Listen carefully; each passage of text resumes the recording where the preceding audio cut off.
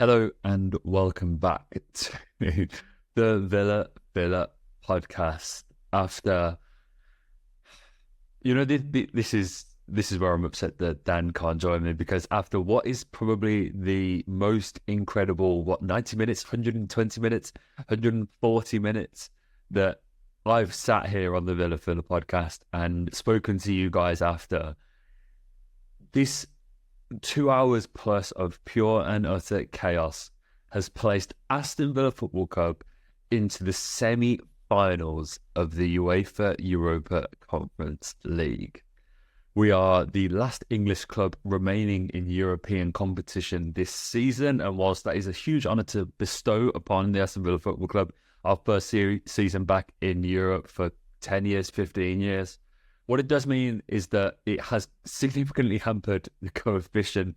It means that chances are England will not be rewarded with a fifth UEFA Champions League qualification spot this season. It is back to the traditional fight for top four. But let me just say to you on that, who the hell cares? Who the hell cares? Aston Villa are into the semi-finals of this competition. And for me, that is all that matters. At the time that I'm coming to you at, we've defeated Lille. Fenerbahce and Olympiacos are still tied at 3-3 as the podcast is recording. I'll update you guys on how that is coming on. By the time that you listen to this, inevitably you will know whether we are set for Istanbul or Athens. Back-to-back games in Athens should we then reach the final, from Olympiacos to whoever we shall meet on the other side of the bracket. That looks like it's going to be a toss-up between Club Brugge and Fiorentina, who needed extra time to get past Victoria Pilsen after a 0-0 draw away from home.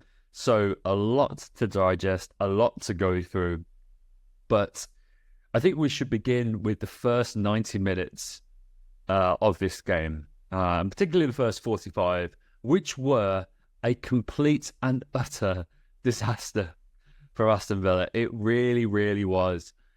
We kicked off, and 15 minutes later, Yusuf Yazitsky gets a goal for Lille and begins to orchestrate what is the worst possible beginning to this game for Aston Villa. The most important thing was, I think we went into this game really knowing that we, more likely than not, we weren't going to keep a clean sheet, despite the masterclass that we put on defensively at the Emirates. We can't ignore the fact that in that game against Arsenal, we really did ride our luck. Emi Martinez had to make a couple of fantastic saves. Arsenal hit the side netting, particularly on a couple of occasions. We know that we were quite lucky to get out of that game with a clean sheet. And generally, Villa haven't been great value for a clean sheet throughout the season. And I think given Lille's incredible home record, they were unbeaten at home since a game against Reims in September. They only lost one of, I think, their last 32 home games. They're an incredible side. I think that having gone to that stadium, having experienced that atmosphere, you can see why the Stade Pierre-Mauroy is such a difficult place for teams to go. You can see why it was so crucial in guiding Lille to their Ligue 1 victory, that league title just a few seasons ago. What an incredible stadium, what an incredible atmosphere it generated. We've been so lucky to kind of visit and be a part of some incredible atmospheres throughout this Europa Conference League 1. And I have a feeling that Lille atmosphere might have just topped the lot. It was a very tough place to go. And so to concede just 15 minutes into the game really, really was bad news for Villa. And we were truly, truly up against it.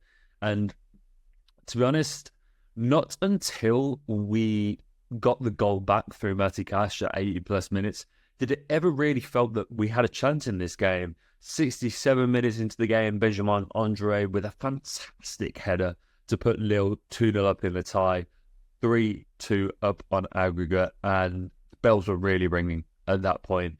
Villa really, really struggled, and it was only after about the 75th minute that we really start to apply the pressure. Before that, we could not get out. Passes were going astray. I can't even say that Villa looked leggy. We just looked terrible. It was a horrendous performance for Villa. We could not connect the dots. The gaps between midfield and attack were huge. Ollie Watkins could not get a look in. It was one of the worst performances I think we've seen from Villa this season. And that was until Benjamin Chevalier fumbles across the Villa put in from the left-hand side. It's held up. Ollie Watkins, I think, puts the ball into the box. It's deflected. It goes up in the air. John Duran challenges for it. It's then spilled after Chevalier and some contact with the defender. It falls. It rolls out to the edge of the area. Edge of the area. Falls to Matty Cash, who via deflection rifles it into the back of the net from 20 yards or so. And Villa, just like that, are back in the game despite all of the odds. It's 2-1 and we're going to extra time. And so it remained. I think it is important to mention that Villa, we should consider ourselves quite fortunate that we got there. There's a corner at 90 plus that Lille heads straight into the arms of Emi Martinez. And there's also a penalty shout on Matty Cash for a handball that if I were sat on the other side of the English Channel tonight, I think I would feel slightly aggrieved by. But the only thing to mention from that 90 minutes is the yellow card that's shown to Emi Martinez on 37 minutes for time wasting. So he goes down, saves, I think he's taking a goal kick and saves the ball, takes a goal kick and is booked for time wasting very early on in the game when Villa were 1-0 down, which I think a lot of people would have found confusing because it really wasn't a time in the game for Villa to be time wasting. We then go through extra time into the penalty shootout and it goes as such. So, yeah, Nabil Bentaleb takes the first penalty for Lille after Yuri Tielemans tucks his away for Aston Villa, and it's saved by Emi Martinez.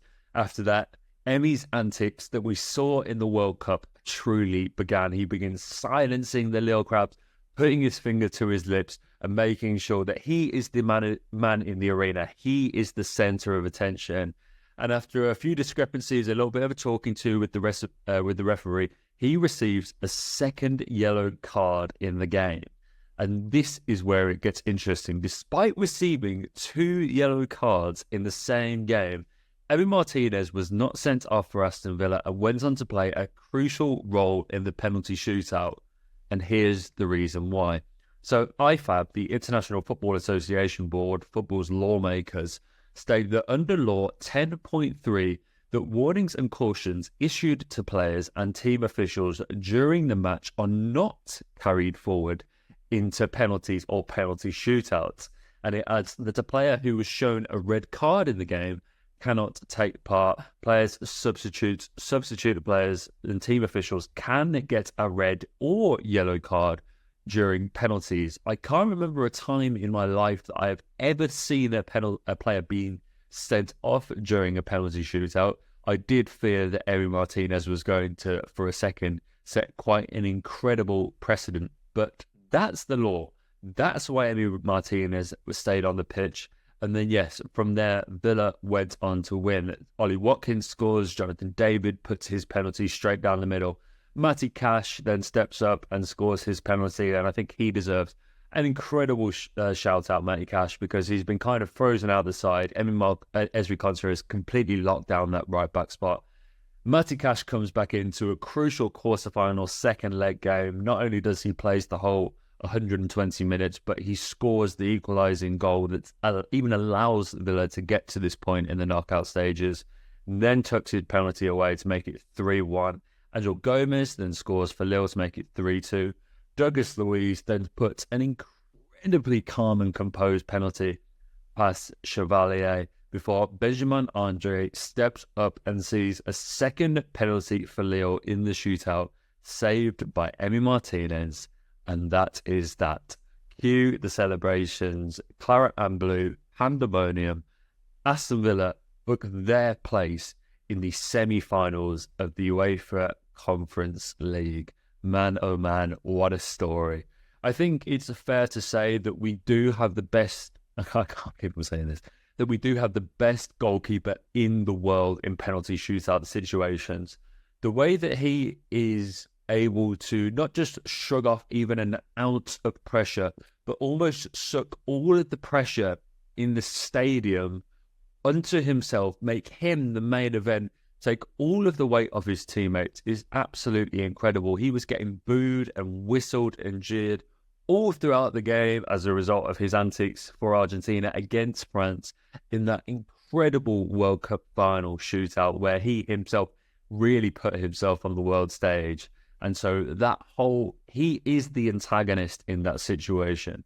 He is absolutely remarkable. We do have, I think, the best goalkeeper in the world in those situations. And so it proved. It wasn't without penalty. We will be without Emi Martinez for the first leg of the semi-finals. But I think it's fair to say that, yeah, we'll cross that bridge when we come to it. It looks like Robin Olsen will have to be in goal for that game. We're 116 minutes into that Conference League semi-final between Fenerbahce and Olympiacos. Still no winning goal there, so it looks like that can go to penalties, which would just be remarkable if both of the quarterfinals on this side of the draw end up going to a penalty shootout. So it will remain to be seen who we draw there. And unfortunately, guys, you won't be finding it out through me because I think that's about time to wrap up this podcast. I'm well aware that, yeah, a lot of solo rambling has gone into this one. Dan was in Lille tonight, so I dread to think where exactly he is, what he's up to at the moment. Dan, mate, I'm sure you'll get around to listening to this in due course, so I hope you've had an absolutely incredible time, mate. I'm very excited to get back to Villa Park, to Premier League, to routine. Well, and not too much of a routine. It's a 3 o'clock kickoff on a Sunday, but that's kind of by the by at the moment. Villa, yes, back to business in the Premier League this Sunday. Emi Martinez himself has said we'll need all of the fans behind the team for that game to get them through what will be an incredibly tough fixture with some very tired legs. But yeah, let's cross that bridge when we come to it, guys. Thank you very much for listening. There's a link in the description which will take you through to all of our socials, all of the other platforms where you can get both the podcast in audio format and some exclusive video goodies from the best Villa podcast in the sphere. Thank you very much for watching, and perhaps more so than ever before, of the Villa.